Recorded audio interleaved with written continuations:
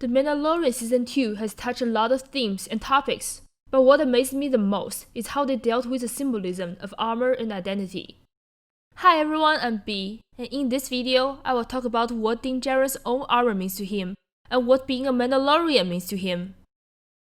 We all know that Star Wars often uses armor to symbolize the erasure of identity, like clone troopers and stormtroopers. In fact, they have both armor and numbers for that purpose. So the clone troopers, for them to regain their identity, they painted their helmet and gave themselves names. For example, in the finale of the Clone Wars, we saw Rex acting all formal and seemed to not care about his brother's life. But when he removes his helmet, we saw the tear on his cheek and understood how he hid all his emotion beneath that helmet. And in The Force Awakens, they first showed Finn's individuality through the bloody fingerprints on his helmet. The same goes for our Mando.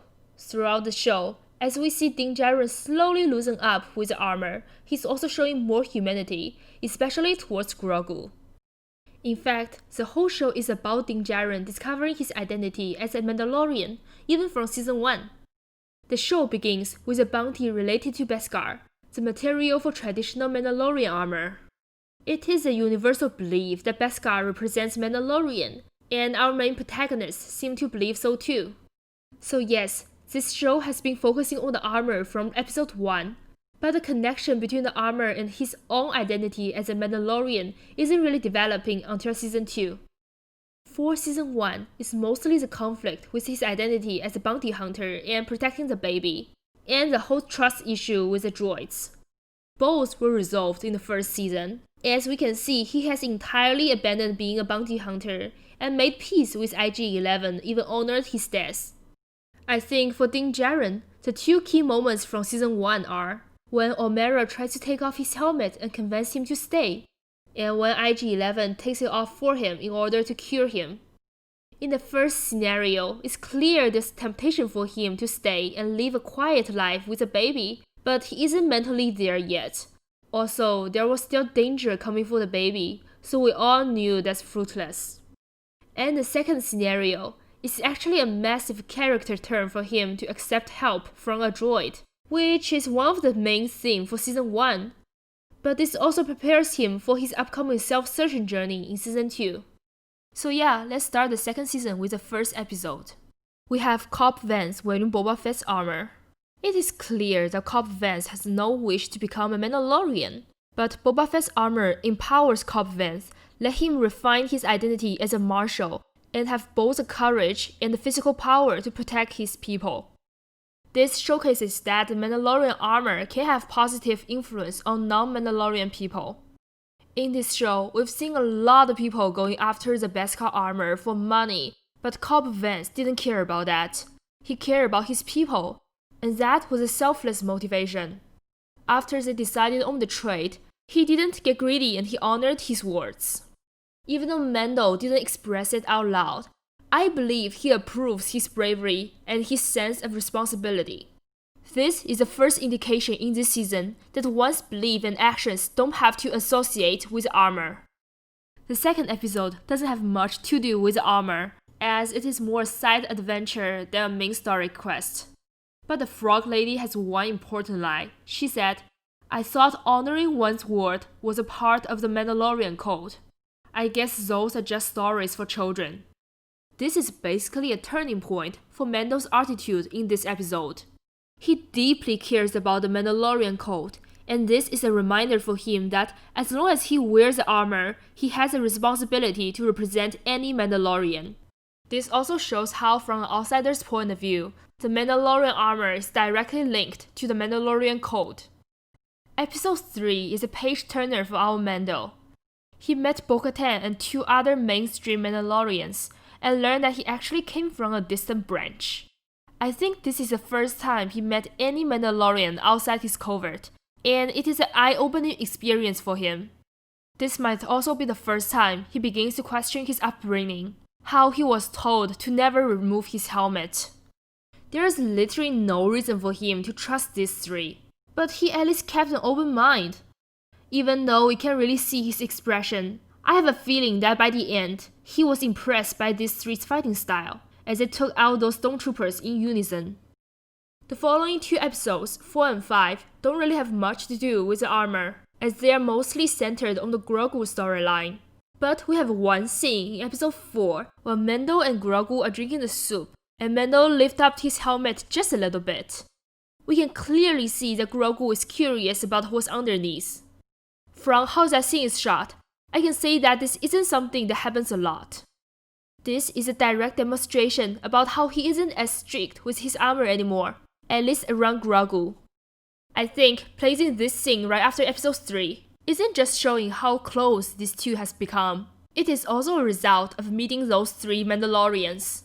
He becomes gradually more open about his armor. Moving on to episode 6, let's talk about Boba Fett.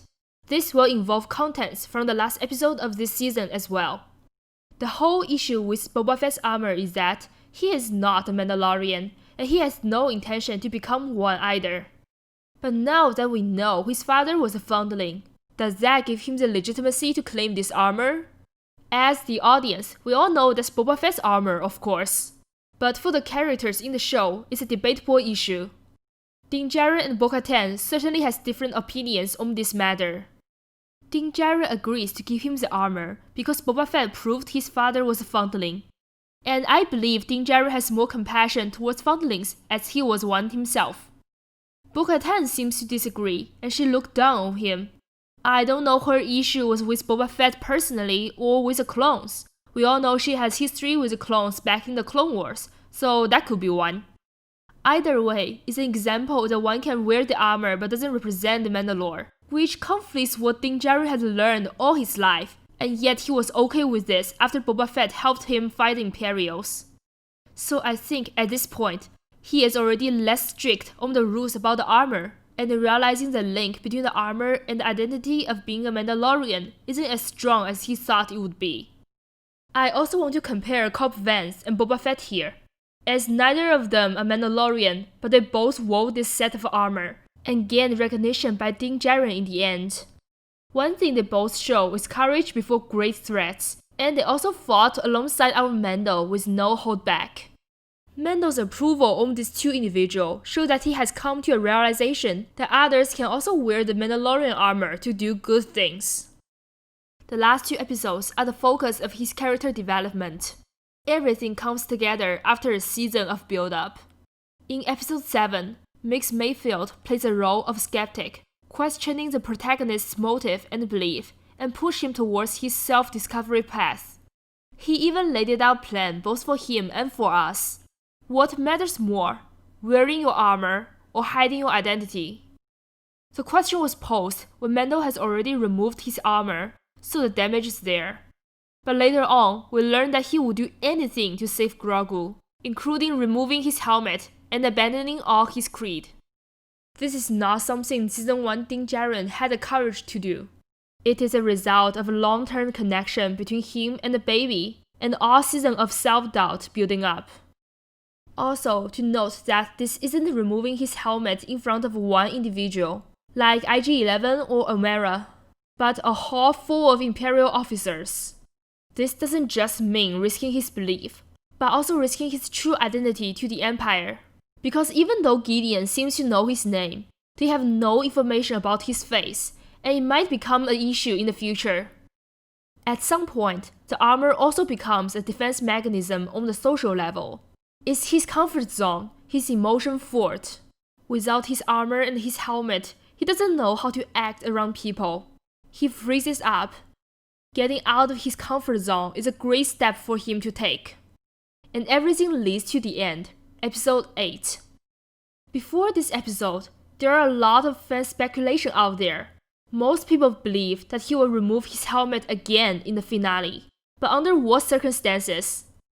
A lot of ideas I saw are saying that maybe he has to remove it under some danger in order to protect Grogu, maybe place a helmet on Grogu, etc. But honestly, I love the version we got much more, because he was doing it without any outside pressure. There's no life and death situation forcing him to remove it like in Season 1, nor was he in danger of being discovered by the enemies like in Season 2 Episode 7. The fact that he was just doing it on his own account for Grogu made it much more powerful. This is a true moment of him giving up the creed he grew up with for someone he loves. The true moment he realizes this armor doesn't define who he is. It's his actions that matter the most. Remember, attachment is a big subject in Star Wars, as well as family relationship. Why this attachment is not toxic, instead it helps Din Djarin's character growth, is because he isn't possessive with this relationship. As much as he wants to stay with the kid forever, he clearly understands what's best for Grogu. This still follows George Lucas and Dave Filoni's model of the light side and dark side being selflessness and selfishness. Letting go is one of the most powerful ways to express love. This is what Anakin failed to do, and what Mando succeeded in this scenario. So yeah, that concludes my analysis on Din Djarin's character development in Season 2, and how his Mandalorian armor works as a symbolism for that. Tell me what you think in the comments, either you agree or disagree, and don't forget to like and subscribe. If you like this format, please also tell me in the comments so I may do more analysis video in the future.